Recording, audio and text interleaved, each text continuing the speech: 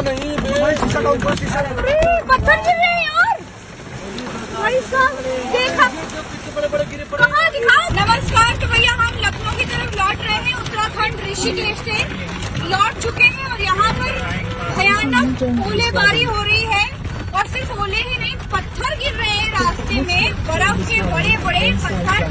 हम आपको अभी दिखाने की कोशिश करेंगे, इतनी भयानक बर्फ है। ये देखिए यहाँ पर इतने बड़े बड़े ओले गिरे हैं। ये देखो गाड़ी की सीट के आगे, ये देखिए गाड़ी की सीट के आगे। मैं थोड़ा निकल के आपको दिखाती हूँ, 1 मिनट। अरे तो भैया हाल ये है कि मैं आपको दिखाऊं बाहर, हालांकि निकल। ये देखिए पत्थर गिर रहे हैं कितने बड़े बड़े, ये देखिए,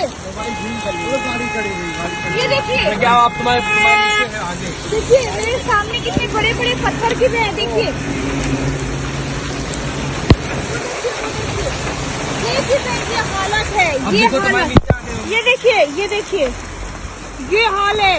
ये बड़े बड़े पत्थर गिर रहे हैं यार, ये कैसी बारिश है, ये कैसे ओले गिर रहे हैं, ये बड़े बड़े पत्थर, ये देखिए।